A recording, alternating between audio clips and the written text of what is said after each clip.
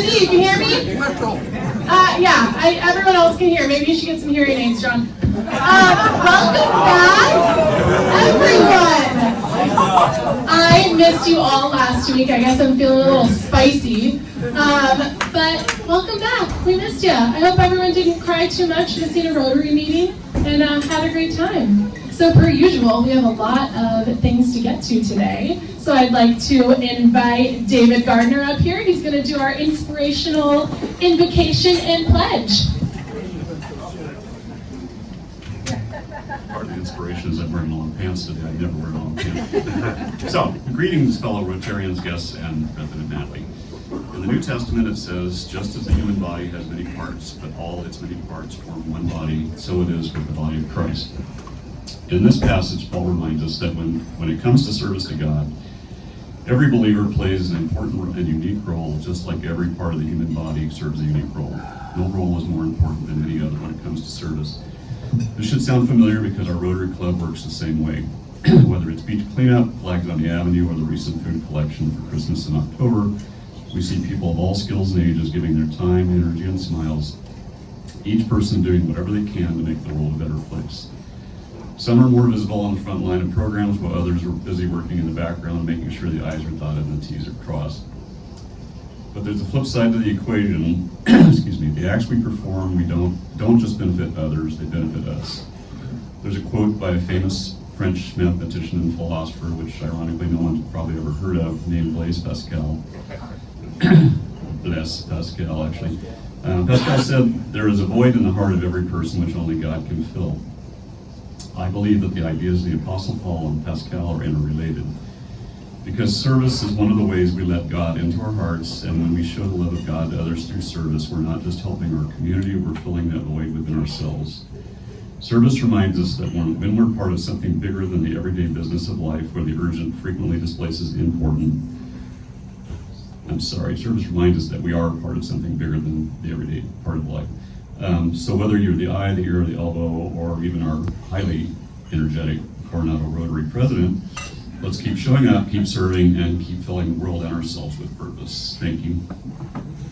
Pledge allegiance. I pledge allegiance to the flag of the United States of America and to the republic for which it stands, one nation, under God, indivisible, with liberty and justice for all. Thank you so much, David. And I think we have some visiting guests. Let's get some mics out. I want to go over here. Who's visiting? Anyone have any visitors? Guests? Yes. Shannon over there.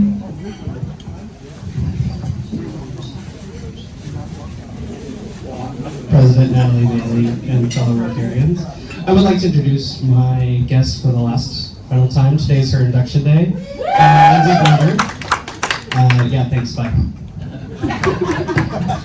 I would like to introduce my two guests from San Mateo, my brother and sister from another mother. I have mothers. Two mothers. Two mothers. Everybody be clear.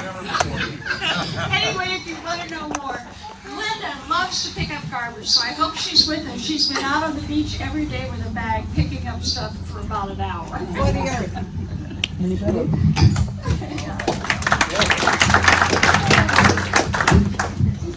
Madam President, fellow Rotarians, and guests, I'd like to introduce mine and Dave Knopp's dear friend, Lee Sharp, who turned 72 years young today. He's from Carlsbad, California.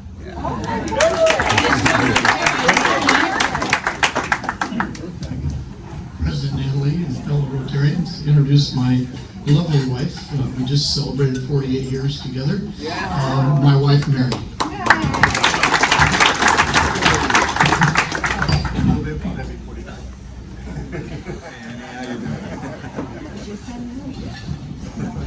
President Natalie and fellow Rotarians, joined today by my guest, Kathy Cunningham.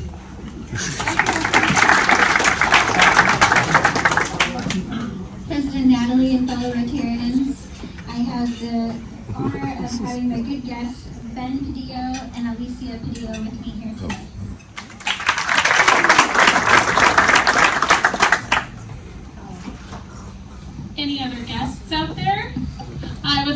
introduce my guest, Gil Monsivai, way over there. For like 5th or 6th time. Okay, everyone. Thank you all for being here because we have some very important business matters to discuss today. Today is our club's annual meeting, and I'd like to officially call this meeting to order. So we must have a quorum of at least 1/3 of the membership, which is 86.3 people. I have been told we have at least 86.3 people. So for the last time, I'm going to read the slate for the Board of Directors starting July 1st, 2026. The nominees are Directors Continuing, Sarah Sheverton, Jacqueline Trapp, and Carol Summer. The new directors are Ted Sanford, David Gardner, and Ann Stockdale.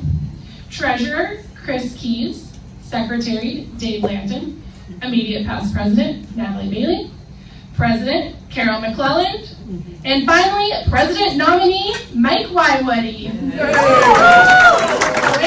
hold your applause because we have to vote. We're going to do a raise of hands majority vote. So, all in favor of the nominees previously stated, raise your hand. That's quite a lot. I think it's more than 44. Okay. Any opposed? And but that's okay because motion passes. Congratulations to the incoming board.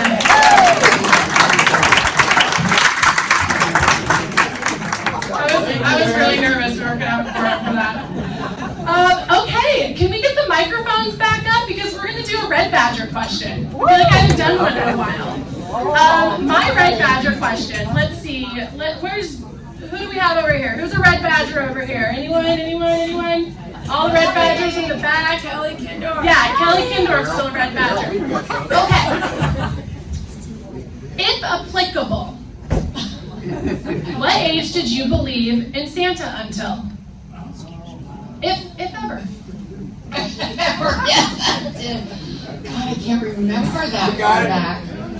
I'd say probably 2nd grade, right? Is that when you figure it out? 2nd grade? Appropriate grade. But then I loved having the secret from my little sister.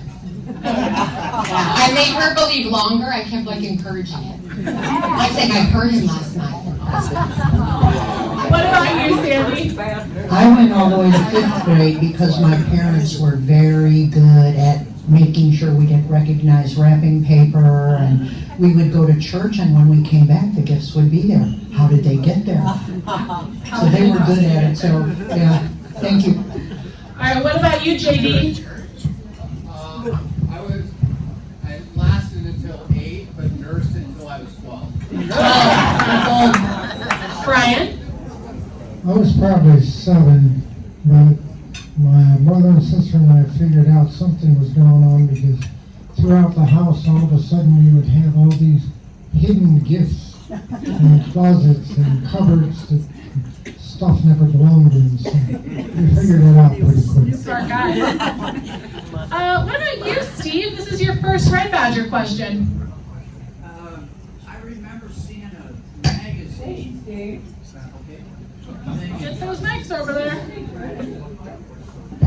I remember seeing a magazine of Santa with a helicopter when I was about 6, and I started thinking, wait a minute, this doesn't work out. Plus I had a couple older brothers, and so between there it was about age 6 that I decided. Are there any other Red Badgers here? Speak up now, or tell us about it at the holiday party. Okay, and in honor of our 100 years ago, I have a interesting fun fact. In 1925, the hottest game night craze in America wasn't Monopoly, and it wasn't Scrabble. Can anyone guess what it was? Mahjong. It was Mahjong. I'm sure most of you have noticed that 2025 is also seeing a big Mahjong movement. And it's been taking this island by storm with the Coronado Mahjong Club, which was started by our very own Shannon Canoe. Shannon, get up here, please. Come up here, I have something for you. It has nothing to with Mahjong. I am in the middle of a moving process, so I found something for you from my apartment. It's a cute little domino set.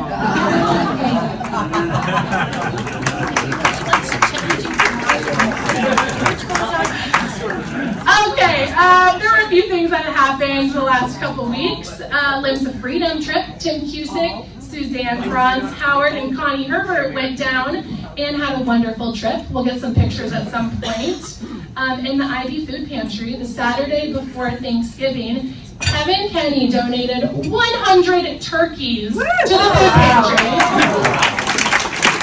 He, Ginger, and Larry, and Kevin's dog Maggie delivered all of those turkeys. Thank you so much for that.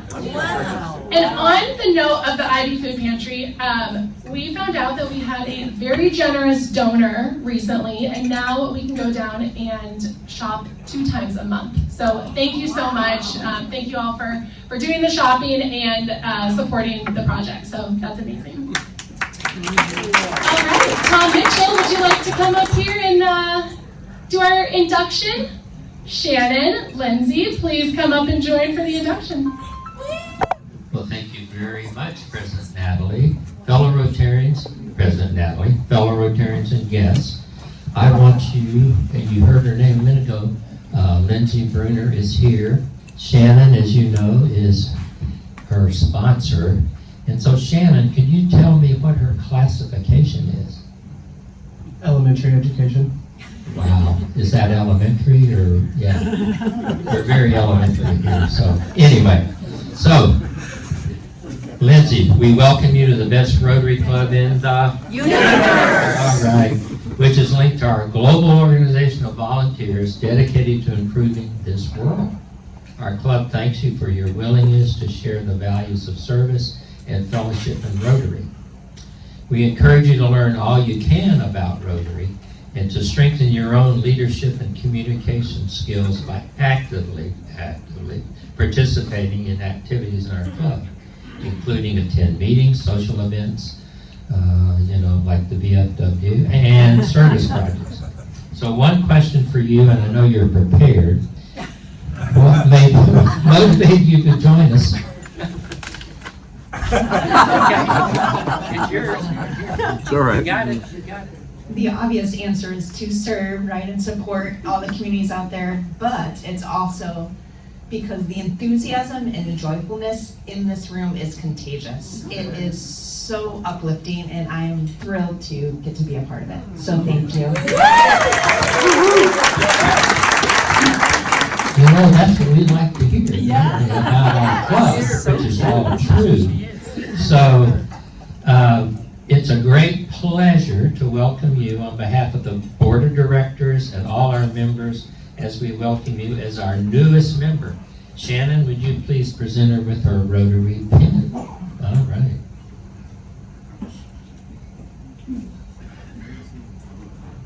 Good job, Shannon. Anyway, everybody let's stand and give Lindsay a big round of applause.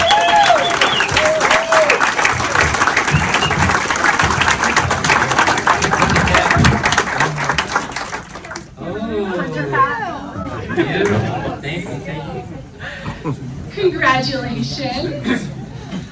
Okay, on a not so exciting news, I'm sure many of you have heard that fellow Rotarian and friend Helen Anderson Cruz passed away last week. We do have a couple cards going around for her family. If you could write those and get them back to Chris Keys, I'd appreciate it, and keep her family in your prayers. But back to some exciting stuff. Every week, I think there couldn't possibly be more upcoming announcements to give you, but I keep getting them. So, as most of you know, this Friday is the Coronado Holiday Parade. Raise your hands, who's going? All right, yeah, someone's excited. If you know this, maybe you don't, our club does a float every year to represent Rotary, and Rotarian Robin McCarty always puts it together. So he's still working on it this week, and we would love to have anyone join us to walk in the parade.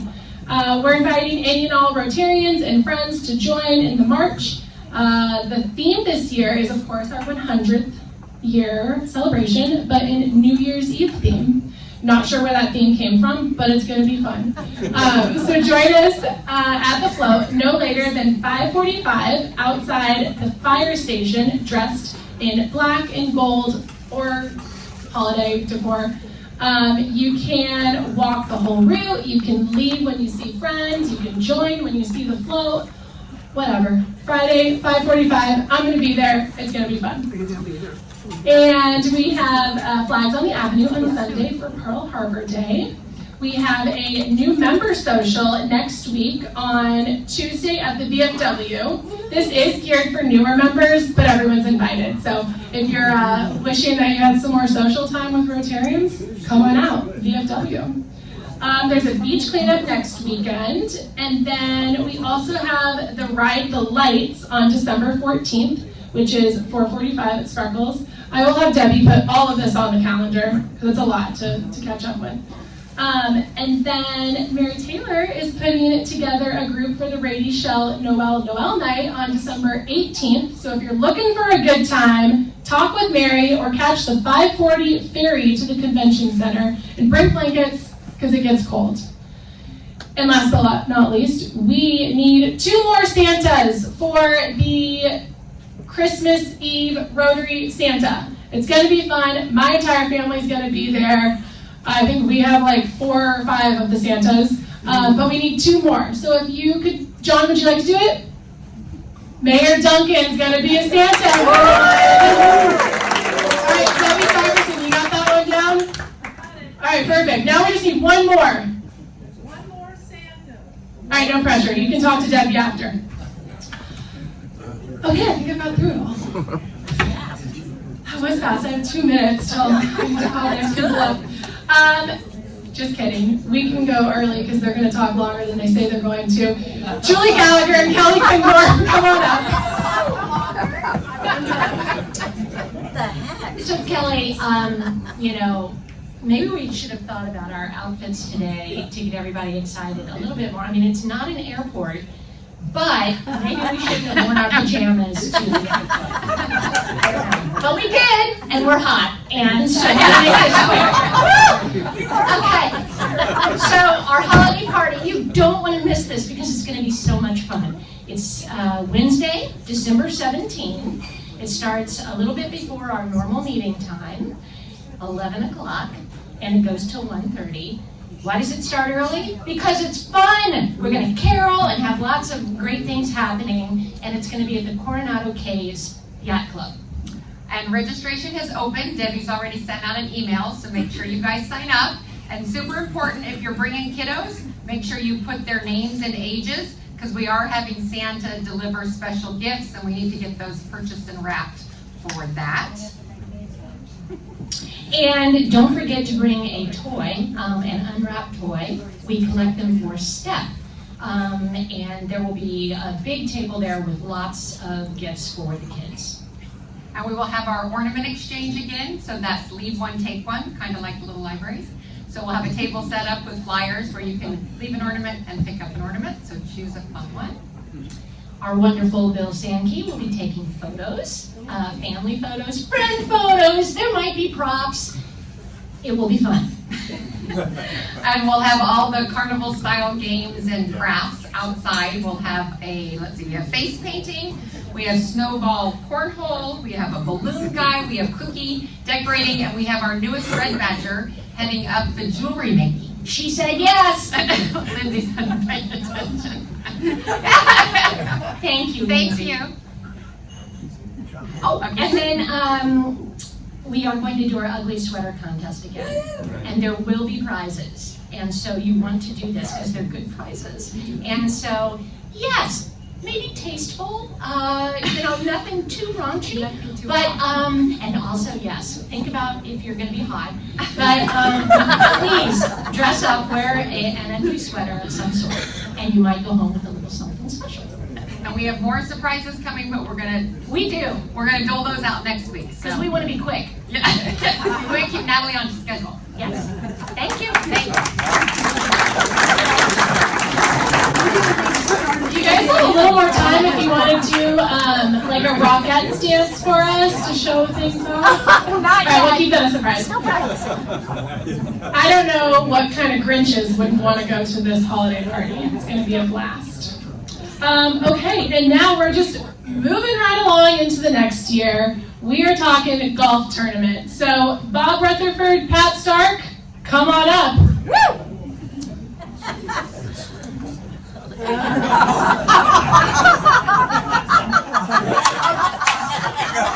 good. All right. Well, I guess we actually have 2 slides for this today. This is really it. So the golf tournament is coming, and you will be hearing about this many times between now and March. But go out there and start getting your swing on and get ready for signing up for that. Prior to that, however, all of this takes a lot of work. And we have a really good golf committee that comes together every year and does all the hard work to get the sponsors, to get the course lined up, to get the food on track. And we have a pretty good sized committee, but we have a couple things here. First of all, this is our new golf chairman, Kevin. And Kevin is looking for a co-chair. And just to remind you how we kind of would like things to work at the committee level in the Rotary is a co-chair is someone who can move into that chairmanship in sort of a line of succession after the chair has had it for a couple of years or longer. So we are in solicitation for a co-chair to back up behind Kevin. That person could be in the golf committee. If you're on the golf committee right now, and the whole point of this discussion today is to get people who are interested to step into a couple of roles. If you're already on the golf committee, perfect opportunity. If you're not on the golf committee, then here's an even better opportunity. So we need a co-chair for the committee, and we need 4 volunteers to take on the hard job of being solicitors for sponsorship. Every year when we get together to do the golf tournament, we start building the sponsorships and the donations that you see on the tees and the greens and out on the fairways of people who are sponsoring and have donated and make this one of our 3 great fundraising events of the year. But that takes people on the phone and writing emails and asking people who have generously given in the past and people who are new to support this financially, and that's a fair bit of hard work. In the past, there have been 4 of us that have done that, and Tom Mitchell is back here, Ivan Dunn, myself, and Ken McLeod have been on the solicitation committee for many years, and so we thought we'd open that up and see if some new Rotarians would like to step in and sort of move into that committee as we back away. So. The purpose here is to announce that we're in a recruiting mode here. If you would like to volunteer for either of these roles, either as a co-chair or on the solicitation committee, please call or email one of us at these numbers. And if you don't remember those, we're on the website and we're pretty easy to get a hold of. And then maybe a week from now, I'll go start making some phone calls if I haven't heard anybody volunteer. See, maybe you just didn't quite get to the phone in time. But anyway, we sure hope that a club this size will actually have some members that want to turn to and take on a couple of these. It's going to be a great event when we get it all put together in March, and we're all looking forward to it. Hope you are too. Kevin, Chair. The golf tournament is March 13th. If you don't play golf, just let me know, because everybody come on out. The goal is that everybody have a great time as we support the club. Thank you. Okay. So I thought David Gardner gave very appropriate comments this morning when he was talking about many parts coming together to do things. And this golf tournament's a perfect example. What Bob's described can seem overwhelming to anybody. Oh my God, organize a golf tournament. But there are a lot of good people in this club who do little pieces, parts of that. I want to call out Ed Lowline for many things, but I want to compliment him on his years and years of hard work in the golf tournament, because Ed orchestrates every year the registration date. He does a great job. But Ed's been doing it for years, and Ed's entitled not to do it. So we're looking for somebody to come in and shadow people like Ed and like Bob, who made phone calls, just to do a piece part of this. This is the most important fundraiser we do for our club. Low Tide Ride and Stride we do to benefit charities across that do first responders and military folks. Polio Plus, the Safe Harbor thing, the wine tasting, that's a dedicated resource. This money goes to support all of the things that we like to do. And so, as successful as it is, it means that Carol will have a good year. If we were not successful, then she'll struggle with money. So it's really important that we come together on this. It's also really important for you, if you are a newer member in the club, to find a small avenue to connect with the people around you, and this can be that. So think about it. Love to have you connect up with us. Kevin's going to get a meeting orchestrated for the first week in January or so, and we'll get going and make it the best golf tournament ever. All right. Question, do you have to play golf to be a co-chair? No. Thank you. Okay, well, we talked about a March event. Now let's talk about an April event. Sarah Sheverton, come on up. Who's excited about all the events? Woo! Who's overwhelmed? Oh, this is fine. That's fine. Okay, so what I have to talk about today is the Project Mercy House build in Baja. John Overman will be in charge of getting everybody together, but this is a great opportunity to volunteer your time. It's down in Baja. It's on April 4th. You go and you actually build a house. There's people there that you could take out of the cycle of poverty, where they can have a house and change the life of their kids by having that. You really should think about this one, and it's great. And go to the next page. Okay, so you can see that people are actually building this house. And actually, Susie Overman, will you talk about, Susie Owens, excuse me, will you please talk a little bit about your experience? You don't have to be, you don't have to be good at construction to build a house in Mexico. It's so well orchestrated by John and team. So if you can hold a paintbrush, hold a hammer, it's a lot of fun. And I will say we did end up here last year with a round of margaritas when we were all done. So I will sponsor that again for those people that want to come down. It's a great event. Don't feel like you can't go if you're not handy with a hammer. Great, thank you. So we will leave at 6:15 in the morning on April 4th. We will be back in the afternoon to have margaritas. It's just a lot of fun. It's a lot of great team building, and we're making a huge difference. There are 20 total spots. On the table, I put a sign-up sheet. We have 11 of them filled, so hurry up and sign up. We need a few more cars as we add more people. We currently have 3 cars, and I really think that this is around Easter time. This is a great way to give back. Okay, that's it. Please go. Oh, and there's another. Okay. You have to have a global entry. Sorry, good point. You do have to have either a Century or a global entry pass, and I think as well as your passport. I think both of them. That's what John Sarah, is is this in Ensenada or Tijuana? It's in Baja, I believe. It's in Tijuana? Yeah. Okay, sorry, it's in Tijuana. Yeah, it's a close one. It's a close trip. So please come.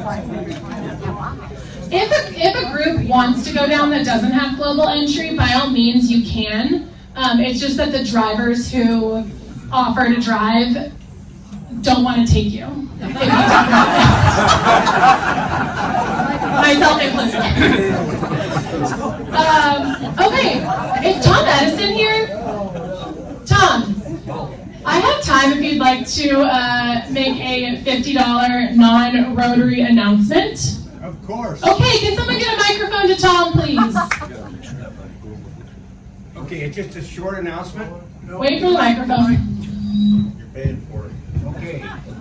President Natalie and fellow Rotarians and guests, I have a short announcement, non-Rotarian announcement, but everyone should be aware of COSA, Coronado's School of Performing Arts. This coming Tuesday, the 9th of December, at the Performing Arts Center, which is right across the street, catty corner from the fire department. They're going to have an open house, a showcase of students performing and dancing and singing, and also the lobby will have exhibits and information available for interested parents, children, and just major or minor patrons of the art. So it's next Tuesday, 9 December, 6 p.m. at the Performing Arts Center, and I think you'll enjoy watching these outstanding students performing, and also get more information if you're an interested parent or have grandchildren that are interested. So hope to see you there. Thank you. Thank you, Tom. Yes, Pat? Madam President, members of Rotary, and all of our esteemed guests, I want to make an announcement for $50, if I may. Okay. This is a non-Rotarian, non-whatever, but it's really fun. The Coronado Bay Company is having a sale on socks. You could get socks, unbelievable amount of beautiful socks, both the kind that you can wear around your house with the little nubbies on the bottom, to the ones that you would wear anywhere. And they're like $2 each, and I told them I would mention it today. For $50. It's right on Orange. It's the one right next door, it's right next door to Physics, I think. Well, the Historical Association. Pardon me? It's like right next to the Historical. That's it, Historical Association. It's a Coronado Bay company? Yeah. Yes. We will put all of the information in the co-tutor. Okay, last thing. Did everyone hear we're getting kicked out of our office in storage space? This is the next thing of my stress list for Rotary. We really need somewhere either permanent or temporary to put all of our Rotary stuff. So if anyone has some space in a garage or a room at their house or a room at their office and are feeling generous and are willing to let us store Rotary stuff, it would be much appreciated. Our other options are to use all of the hard-earned money that we make to purchase or rent a place. So we're trying to not do that. Yes, Shannon? What is an appropriate size? What's an appropriate size? That's a really good question. Someone help me out. Like a large closet. I don't know. Like as big as that screen, but square? Who's been in the Rotary office in those dimensions? Well, we're saying 8 by 10 over at this table. 8 by 10. Yeah, that's not very big. Does Debbie have to sit in this space? Well, we would also like a space for a small office for Debbie and Helene, which is a whole different story. Storing Debbie? We're not storing Debbie. But yes, we're storing Helene. Okay, if anyone has any ideas, please come talk to myself or Debbie, and we will then start asking for volunteers to help us move the stuff. All right, I got through it all. I did it all. Let's have Jean Marie come and introduce our speaker. And that's a wrap. Good job. Good job. You had some extra turkey to have that much energy. Back here.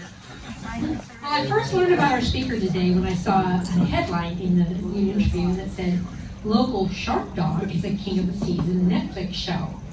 So who wouldn't be intrigued by that headline? So I read the first line of the story.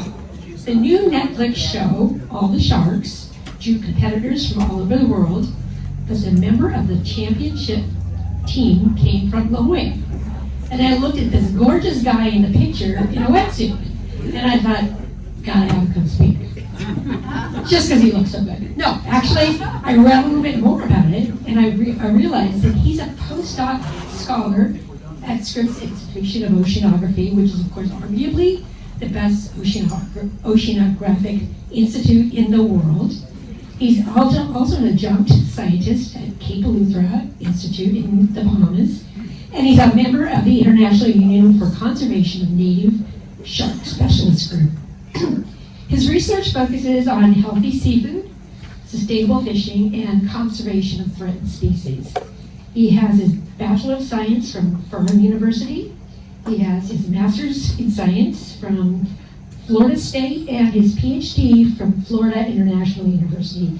He is an amazingly talented scholar and researcher, so I'd like you to welcome Brendan Talwar, our shark dog. Can everybody hear me all right? Yes. Great. It's wonderful to be here. Thank you for having me. I'm told that I'll be cut off at 28 minutes, and like any scientist, I'll probably say too much. So I'm just going to get right into it. I'm a postdoc at Scripps. My boss is Dr. Bryce Simmons, so I work in the Simmons lab. We do a lot of fisheries research. Nice, that's working. And so what that means is basically I study fish. Yeah. I'll just keep going anyway. I study fisheries and the environment, and especially the ways that these three things come together.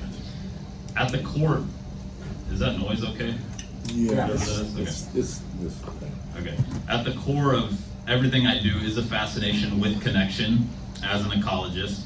Basically how our ecosystems are linked, how predators, particularly sharks and their relatives, act as those links, and how our choices, our everyday choices even, can create visible and invisible ties to the ocean, with predators often reflecting those decisions most of all. Sharks and their relatives, including the rays and the chimeras, are among the most threatened vertebrates on our planet, second only to the amphibians. Over 1/3 of all shark and ray species are considered to be at a high risk of extinction in the wild, according to the International Union for the Conservation of Nature.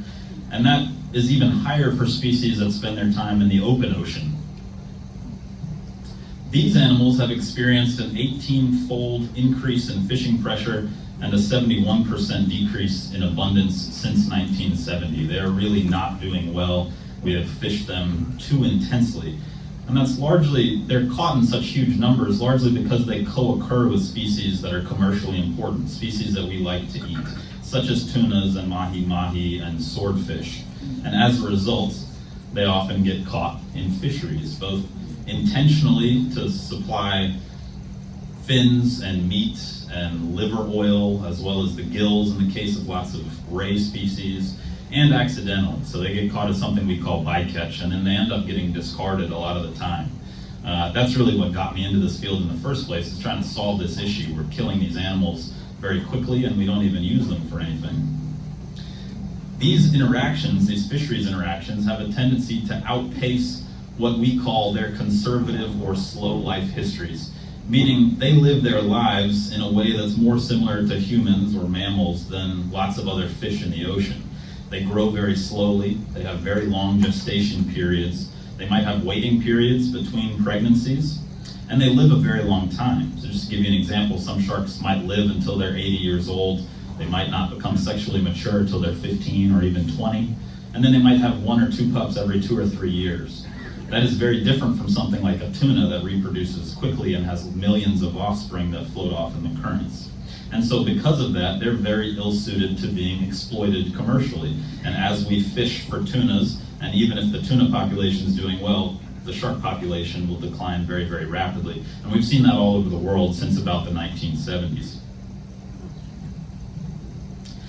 This is bad news because sharks and their relatives, the rays and that's a chimera down there, we also call them ghost sharks, they mostly live in the deep ocean.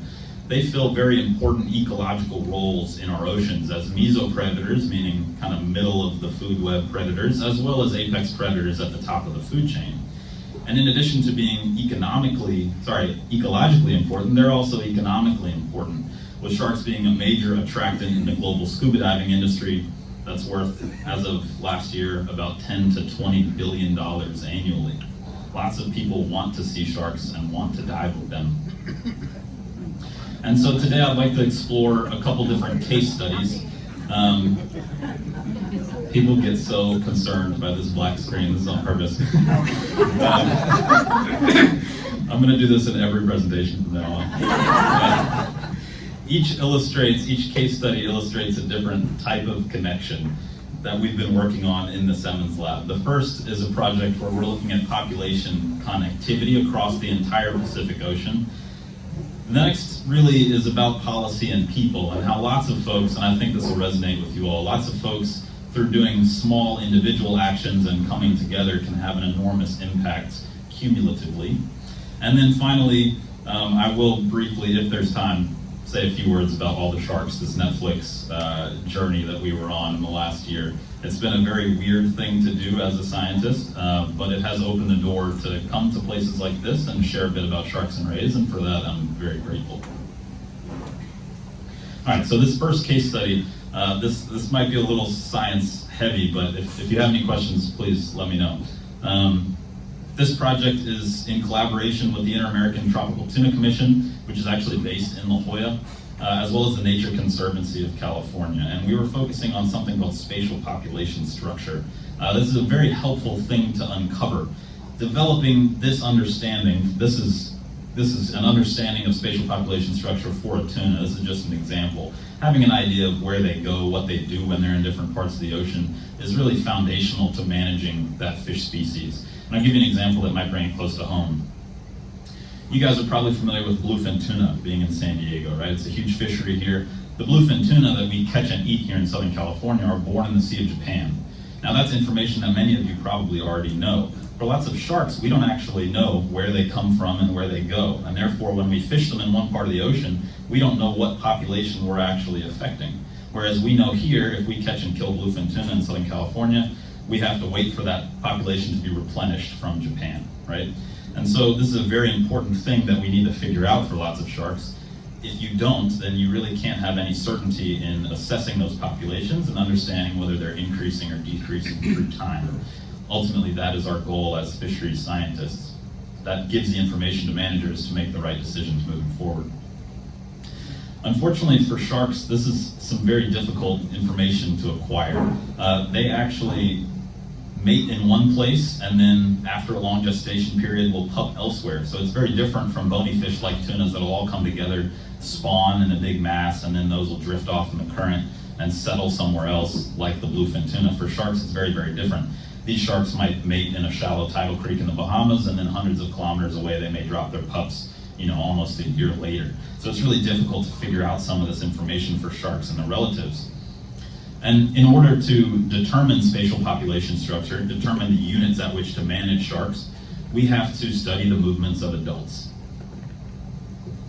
So we have some pretty basic questions that we need to answer as we do that. Things like, where do they mate and pup? Do they reproduce across ocean basins, like across the Pacific, for example, or more locally? And then ultimately, how much genetic and demographic mixing occurs across what spatial scales? So are they moving across the whole Pacific Ocean and mating somewhere in the middle? Are they going somewhere in the middle where they all mix in space, but then they go back to where they came from to reproduce? These are very important questions we need to answer. And we were focused in this case on the silky shark, which is a species that I've studied for a really long time. They exhibit incredible ecological plasticity, meaning you find them doing all kinds of different things in different places, and that makes them both interesting and very difficult to pin down this type of information. They lead shark bycatch in many, many fisheries, everything from the small-scale artisanal fleets that we think of as being like more kind of small boats that fish close to shore, as well as the big industrial fleets that operate out in the middle of the open ocean, catching tons and tons of tuna at a time. And I think this is, as we think about connection, this is one of those invisible connections between our everyday choices, like what we eat for lunch, for example, and, as you're eating tuna, you may be well affecting silky shark populations somewhere off in the Pacific, and so our work is trying to figure out which silky sharks might be affected by these fisheries in different parts of the ocean. So we have a few different objectives as we set about to do this work, determining what the data can tell us regarding spatial population structure for silkies, particularly in the Eastern Pacific, but we were interested first in seeing what they're doing across the whole Pacific and then zooming in from there. And we've done this by pulling together all the available movement data that we can find, basically seeing on a map where do these animals actually go. We've also looked at genetic data to figure out how they're reproducing. Are they reproducing across ocean basins or not? And then we pulled in a bunch of fishery data from the tuna fleets through IATDC based here in La Jolla, and tried to determine if these animals are maturing at different sizes in different parts of the ocean, another indicator of how there might be separate populations experiencing different levels of fishing pressure. Thankfully, there are lots and lots of movement data coming from all kinds of studies going back to the 1960s on about 250 individuals. They've been tagged with tags like this. And it's across 9 studies. People have done this piecemeal. And so we took all that information and put it together to get a sense of what these animals are actually doing. And we threw it on a map to get that sense of demographic connectivity. Are these animals even moving across the Pacific Ocean? And just to orient you to the map here, the black lines in the north and south represent the range limits of the species. They really like it warm. They don't venture into the high latitudes too much. And then down the middle, you can see the dashed gray lines. Those indicate who's managing fisheries on either side of the Pacific Ocean. On the left to the west is the Western Central Pacific Fishery Commission.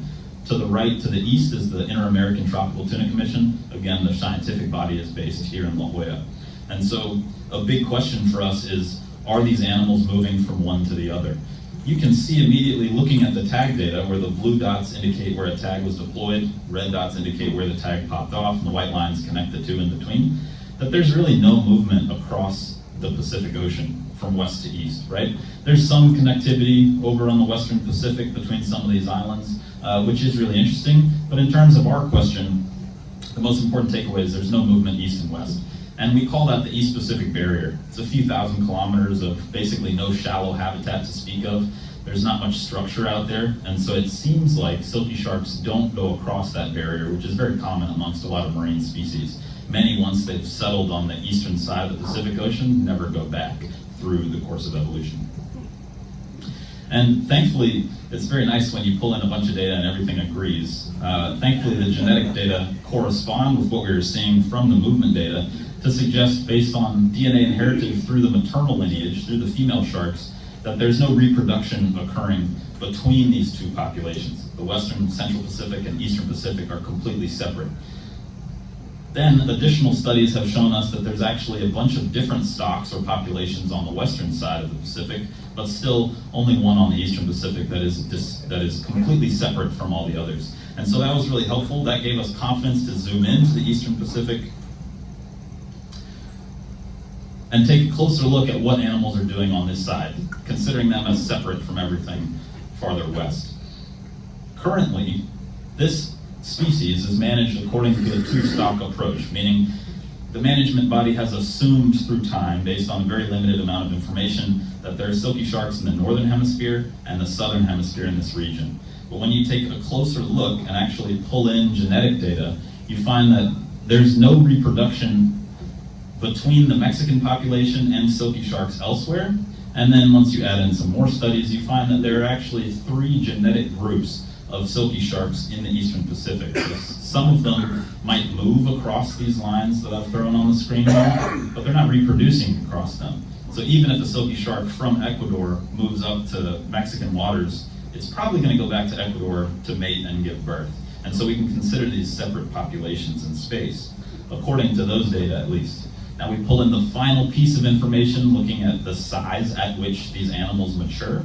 Again, if it's different, that's another indicator that these are separate stocks, right? And so we could do that for males, where we pulled in all this male catch information from a huge data set. I like showing this plot because it gives you an idea of the scope of fisheries in the Eastern Pacific. Every single one of these dots represents a capture location of a silky shark going back to the 1990s. They're color-coded by fishery. You can see these fisheries are operating absolutely everywhere, and they're interacting with silky sharks absolutely everywhere. So we could pull out of this data set all the capture records of male silky sharks with a bunch of important information associated with them. Some of that information is the status of their claspers. Claspers tell us the maturity status of male sharks. If they're immature, they have very small claspers. If they're mature, they have much larger claspers. And so we can actually plot the size of these 2 groups of male animals and get a sense of when they actually mature. For silky sharks, you can see it's somewhere within that yellow box where they switch from having the smaller claspers to the much larger ones, about 150 to 200 centimeters in total length. And using some math, we can just pin that down and actually get a point estimate of what that size at maturity is for these animals. We call it median length at maturity.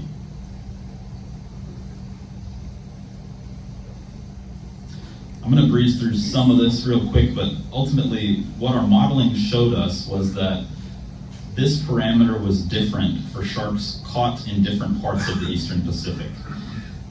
That's good news because that also agrees with what we were seeing from the movement data and the genetic data, that actually these three groups of animals are exposed to different degrees of fishing pressure, and there's probably not much movement between them. The size at which males mature in the northern part of the region is 156 centimeters. In the center, it's about 150, and down in Ecuador, it's about 172. This really small size at which males are maturing in the Central Pacific tells us a lot.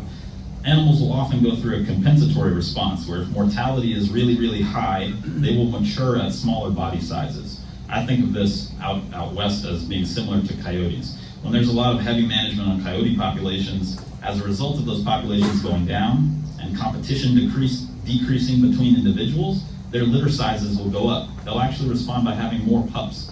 It's the same kind of thing we're seeing here, where these sharks, where they're exposed to the heaviest fishing pressure in the middle of the Pacific, they're maturing at smaller sizes because their populations are under so much stress.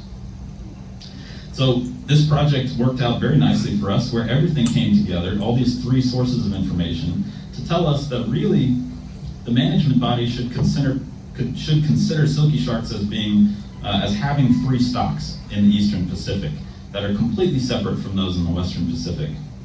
And we can kind of interrogate that loosely by seeing if there's actually pupping taking place throughout this whole region. You know, if they're truly three populations, they should be giving birth all over the place. And conveniently, from that capture data set, we can pull out catches of silky sharks that are about 82 centimeters or smaller. Basically those that were born yesterday to born about 3 months ago. And when you plot those on a map, you see that indeed these small, tiny silky sharks are absolutely all over the Pacific. They're not being born in one place and then swimming out to all these different places. There's reproduction happening all over, and that supports our hypothesis. And so here's what we end up with. This is our general idea of how silky sharks should now be managed in the Eastern Pacific for these big tuna fleets. This is really, really important. It means that management has to occur at the appropriate spatial scale. If you overfish silky sharks in Mexican waters, they're not going to be replenished by silky sharks from the Central Pacific, and same in any of these other places. So you really have to match the spatial scale of management with the spatial scale of the biology of the animals. And this is where we land for this particular species. This understanding is really the difference between unsustainable fishing and driving the population down to near zero levels, and sustainable fishing, which is ultimately our goal. All right, so that's the first one. How am I doing on time? I've got 10 minutes. Great. Okay. I like this one. I think you guys are gonna like this one too. This is switching gears a little bit, thinking more about policy and people as opposed to the biology of the animals themselves. And for this, we've got to go to the Bahamas. The Bahamas is one of my favorite places on earth. I spent most of my career in the Bahamas studying the sharks there. I know them really well. I was living on the island of Eleuthera. Maybe some of you are familiar, in the far eastern Bahamas. Beautiful place. The Bahamas has had some of the most shark-positive policies on earth going back to the 1990s. They banned they banned all longline gear in 1993, longlines being the most predominant capture method for sharks on earth. And then they followed that up in 2011. They determined that the whole country should be a shark sanctuary. So they banned the fishing for sharks, they banned the trade in sharks, no export or import of sharks or shark products. A lot of foresight there. Now these are very forward-thinking policies, but what effect they've had on shark abundance has long been in question, and never more so than when a shark bite occurs in the country. And there have been a decent number of shark bites in the Bahamas in the last 5 or 6 years, and it leads to folks asking the question, should we reverse these decisions? Should we get rid of the sanctuary? Should we kill a bunch of these animals to drive their population down? Basically, with the fundamental belief from a lot of folks in the Bahamas that there are too many sharks. And we're seeing this in lots of places where conservation has actually been successful in recent years. But is that really the case? That's something it would be nice to have some data for. And the best candidate to study this question is the Caribbean reef shark. This is the most abundant reef-associated shark in the Caribbean and in the Bahamas. I've spent a lot of time working on these animals. It's like the iconic shark of the Caribbean. But we know almost nothing about its populations throughout this entire region, which is kind of bizarre, given that it's the most common shark that you might see if you're in that region. There are only 2 time series of abundance, meaning there's only two plots that exist for this species anywhere on Earth that tell us whether its population has been increasing or decreasing or is stable through time. That has always really shocked me, and so I was very excited recently to get my hands on these data from something called REEF. It's the Reef Environmental Education Foundation. They have something called the Volunteer Fish Survey Project. They've been collecting data for the last 30 years where recreational divers, citizen scientists go out and they record how many of different fish species, including sharks, that they see on a given dive. They record all kinds of environmental variables as well. And you can see that from this data set, of which there are thousands of surveys, 8,000 took place in the Bahamas in the last 30 years or so. These data are not perfect, but there's so much information in them that when you standardize all of it and you carefully clean it, you can actually pull out some really valuable metrics. And so what we did is we started looking at this metric called probability of occurrence. Basically, how likely on a given survey dive are you to see at least one Caribbean reef shark? And if you do that for every survey, all those 8,000 surveys going back to the 90s, you can generate a plot like this that tells you how likely you are to see that species through time. And you can start to answer this question: has the population exploded or not in the last 30 years? And how has that been affected by something like the shark sanctuary designation back in 2011?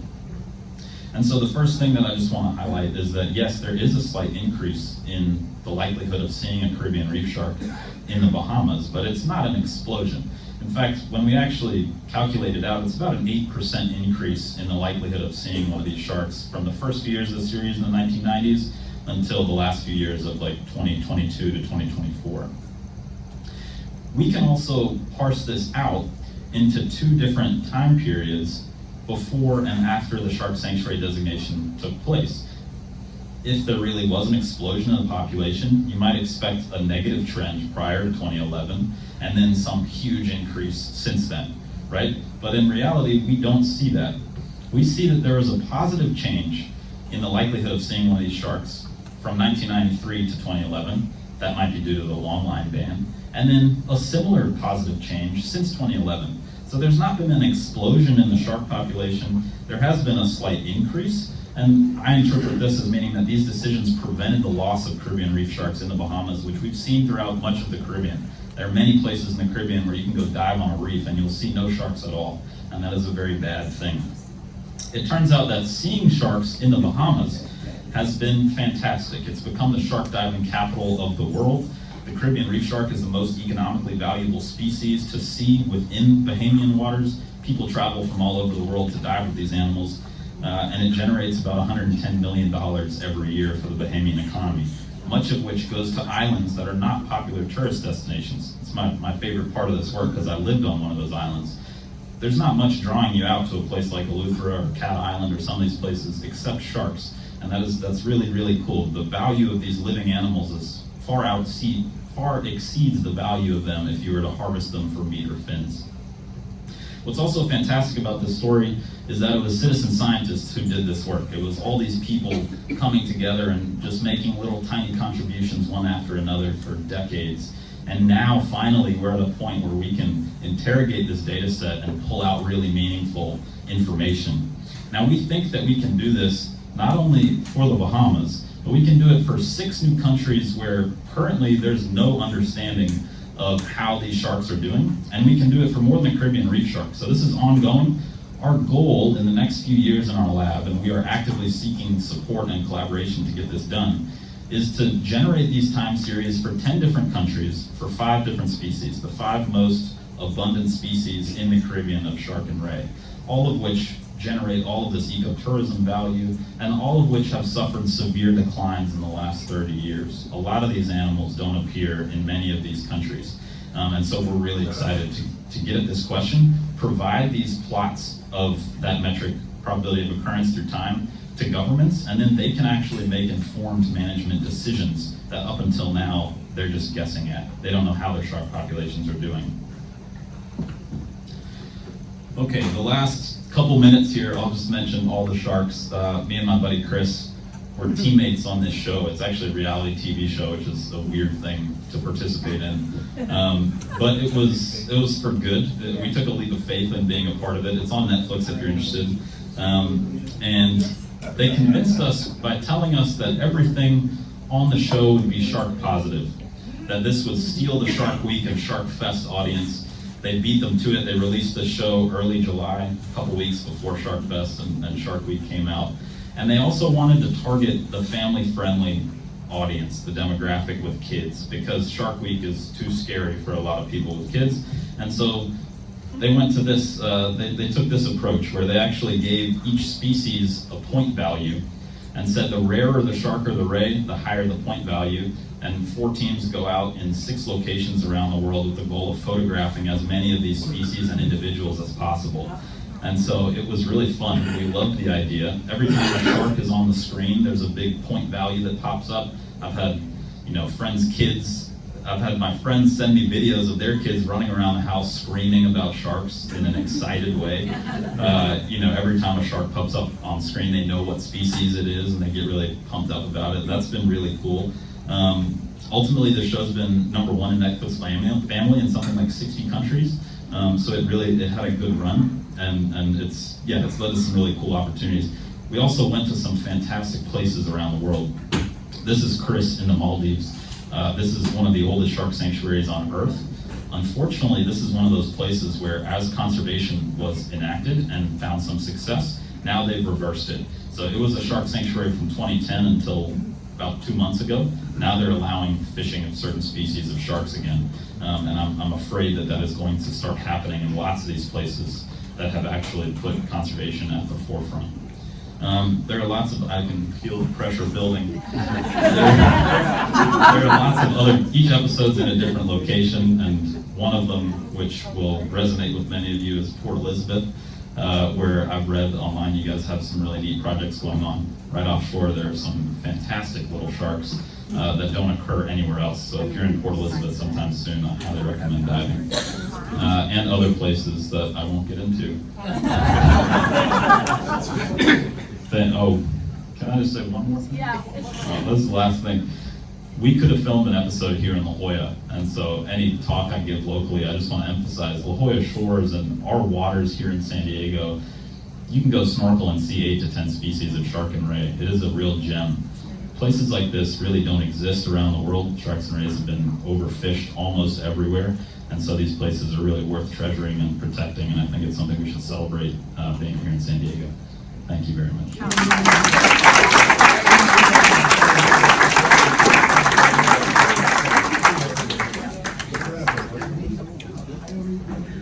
Thank you so much. And Dr. Talwar did say that he would stick around for any questions if you guys have them. So go out, watch the Netflix show, sign up for all of the things that we have, and come join us on Friday for the parade. All right, have a good one.